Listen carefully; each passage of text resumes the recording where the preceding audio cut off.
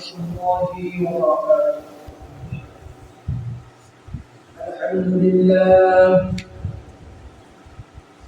الحمد لله نحمده ونستعينه ونستغفره ونؤمن به ونتوكل عليه ونعوذ بالله من شرور أنفسنا ومن سيئات أعمالنا من يهده الله فلا مضل له ومن يضلل فلا هادي له ونشهد أن لا إله إلا الله وحده لا شريك له ونشهد أن سيدنا وسيدنا وحبيب ربنا مولانا محمدا عبده ورسوله أرسله بالحق بشيرا ونذيرا وداعيا إلى الله بإذنه وسراجا منيرا فقد قال الله تعالى في كلامه المجيد وفرقانه الحميد أعوذ بالله من الشيطان الرجيم بسم الله الرحمن الرحيم ورتل القرآن ترتيلا وقال النبي صلى الله عليه وسلم وقال النبي صلى الله عليه وسلم خيركم من تعلم القرآن وعلمه وقال النبي صلى الله عليه وسلم طلب العلم فريضة على كل مسلم وقال الله سبحانه وتعالى في شان حبيبه ومحبوبه ومعشوقه إن الله وملائكته يصلون على النبي يا أيها الذين آمنوا صلوا عليه وسلموا تسليما اللهم صل على سيدنا مولانا وعلى آل سيدنا مولانا محمد قبر قوتي جاينا جگسیا فیدے قوم جیتے ہوگے آمول بین وینا اللہم صلی علی سیدنا مولانا محمد وعلى آل سيدنا مولانا محمد আল্লাহ পাকের দরবারে লাখ শুকর রব্বুল আলামিন আমাকে অত্যন্ত ভালোবেসে মহব্বত করে আল্লাহ তাবারক ওয়া তাআলার ঘরে মসজিদে এসে বসার তৌফিক দিয়েছেন। আল্লাহ সুবহানাহু ওয়া তাআলার দরবারে শুকর আদায় করি আলহামদুলিল্লাহ। কিছু আওয়াজে বলবো আলহামদুলিল্লাহ সুবহানাল্লাহ। কারণ আল্লাহ তাবারক ওয়া তাআলার নবী থেকে হাদিস পড়েছে যে ব্যক্তি আল্লাহ তাআলার প্রশংসা করলো আল্লাহ তাবারক ওয়া তাআলা তার আমলের মধ্যে আসমান আর জমিনের মধ্যে যে ফাঁকা জায়গাগুলো আছে এই জায়গাগুলো ভরে দেন। আবার এক হাদিসে আসছে যে আল্লাহ তাআলাকে যদি সুবহানাল্লাহ বলে ওই সুবহানাল্লাহর মধ্যে জান্নাতের মধ্যে এমন একটা বড় গাছ হয়, একটা ছায়াদার গাছ হয় যে গাছের ছায়াটা যদি একটা তেজস্ব ঘোড়া অর্থাৎ যে ঘোড়া দৌড়ে প্রতিযোগিতা অংশগ্রহণ করে ওরকম তেজীয়মান ঘোড়া যদি 70,000 বছর ধরে ছায়ার চারিদিকে ভ্রমণ করে আল্লাহ নবী মুহাম্মদ রাসূলুল্লাহ সাল্লাল্লাহু আলাইহি ওয়াসাল্লাম বলেন ওই 70,000 বছর যদি ওই ঘোড়া দৌড়ায় ঘোড়ার দৌড় হবে শেষ, 70,000 বছর শেষ হবে কিন্তু ওই গাছের ছায়া শেষ হওয়া সম্ভব হবে না। সুবহানাল্লাহ। এজন্য আমরা একটু সামনে কাতারে এদিকে কাতারগুলো করব, এক জায়গায় না বসে সামনে কাতারগুলো করব, আমাদের সর্বশেষ দিকে আসুন। এজন্য আল্লাহ তাবারক ওয়া তাআলা পবিত্র কোরআন কারীমের মধ্যে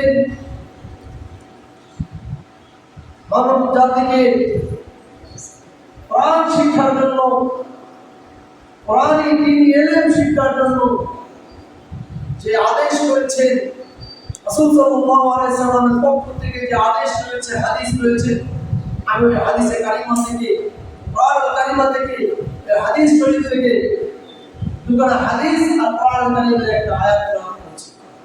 আল্লাহ তাবারক ওয়া তাআলা পবিত্র কোরআন কারিমের মধ্যে বলেন ওয়াত্তিল কুরআন তাওহীদা।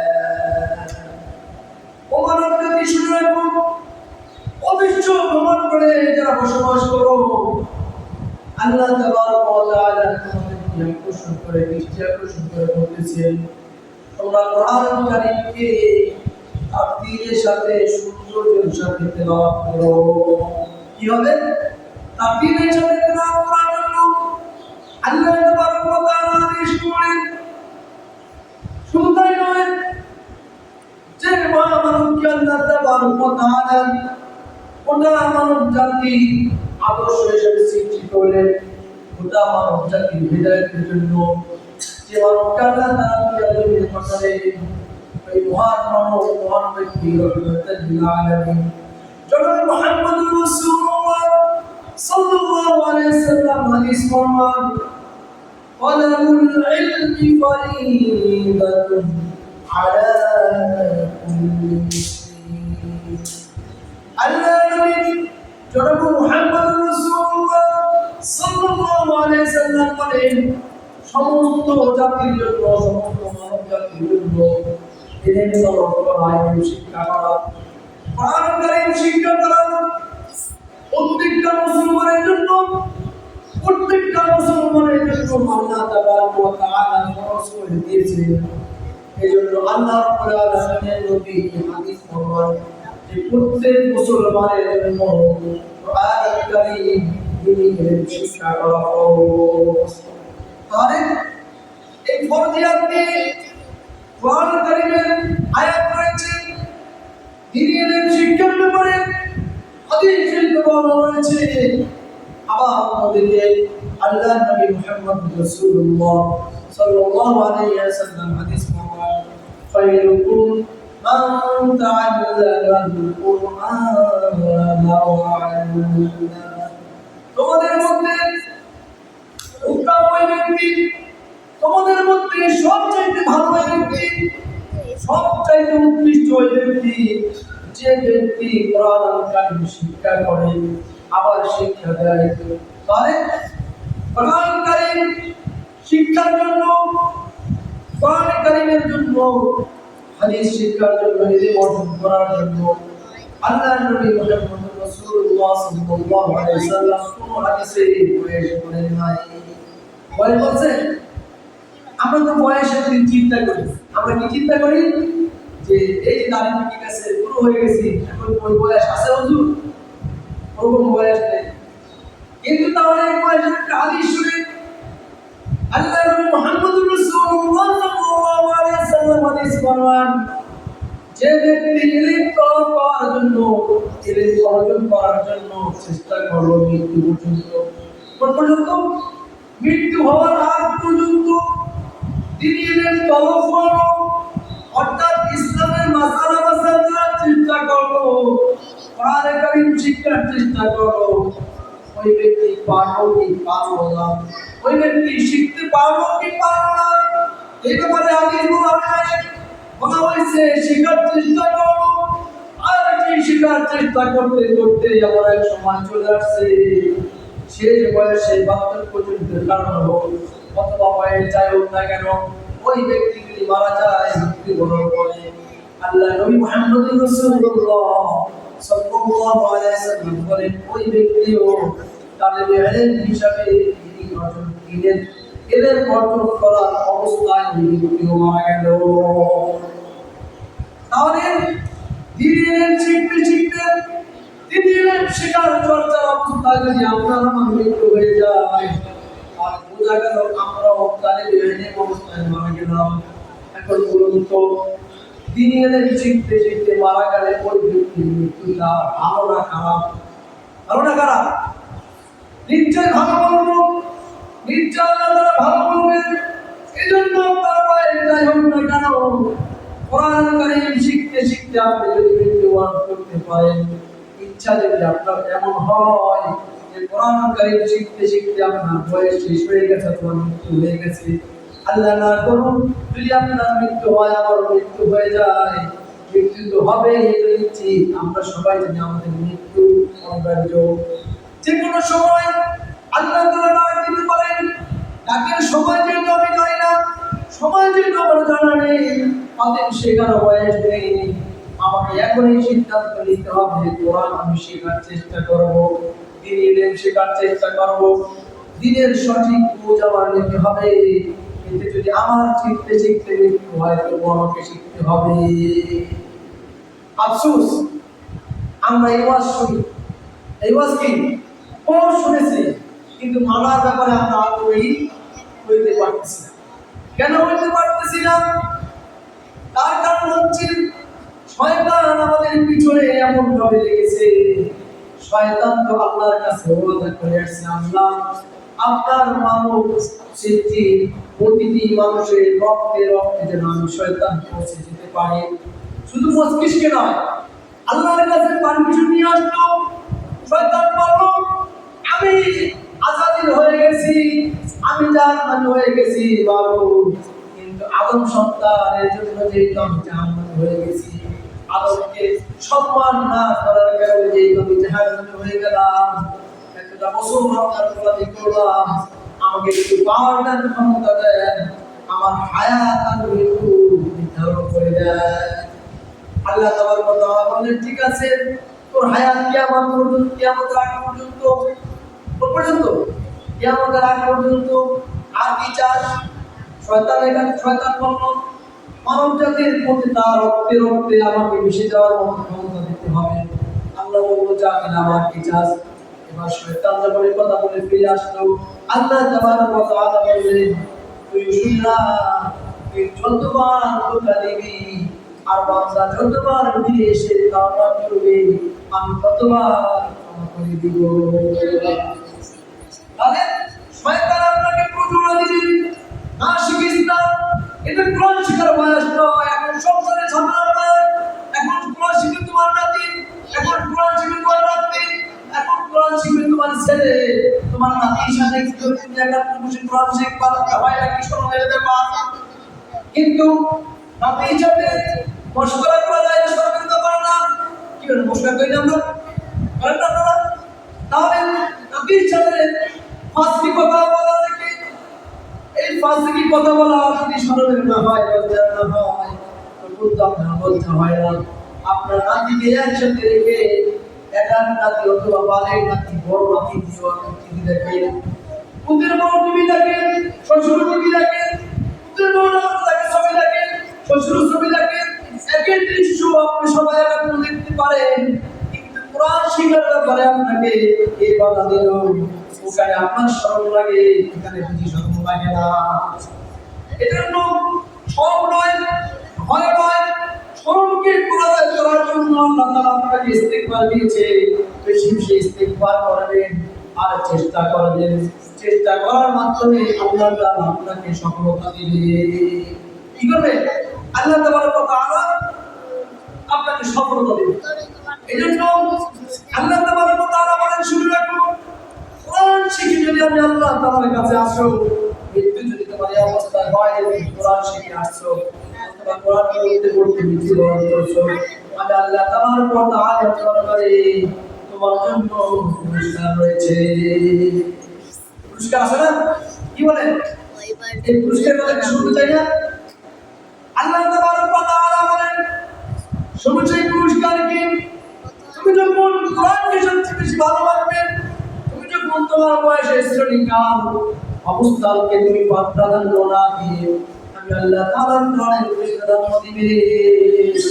সেরকম নিয়ামত যদি হবে, কবর যদি তোমার জন্য হয়ে যাবে, যদি তোমার মৃত্যু হয়ে যাবে, যদি তোমার জন্য খাটিয়ানি হয়ে যাবে, যদি এমন একটা দেশে তোমাকে রেখে আসবে, যে দেশের মধ্যে তোমার কোনো বন্ধু থাকবে না, তোমার কোনো আপনজন কাজে আসবে না, ওই দাফনের পরে কবর দেশ থেকে যখন সবাই চলে আসবে, ফিরে আসবে, তখন তোমার কাছে যখন ফেরেশতারা প্রশ্ন নিয়ে আসবে, আল্লাহ রাসূল সাল্লাল্লাহু আলাইহি সাল্লাম বলেন, ওই কবর থেকে শুরু করে তোমার কাছে সারাক্ষণ কোরআন তোমার সাক্ষী হিসেবে থাকবে।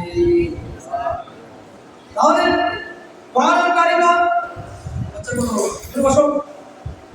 কোরআনকারীরা এমন একটা জিনিস, আল্লাহ তাবারক ওয়া তাআলা নবী বলেন, ওই কোরআনকে যেহেতু তুমি ভালোবাসছো, সব সময় তেলাওয়াত করছো, রাত থেকে তুমি তেলাওয়াত করেছো, অথবা কোরআন শুরু করেছো, ওই কোরআন তোমার কাছে এমন হয়ে যাবে যেমন একটা বন্ধু হবে, যেখানে কোনো বন্ধু থাকবে না, যেখানে কোনো আপনজন থাকবে না, যেখানে তোমার বন্ধু সাহায্য করার মতো কেউ থাকবে না, ওই জায়গায় কোরআন তোমার পাশে দাঁড়িয়ে যাবে।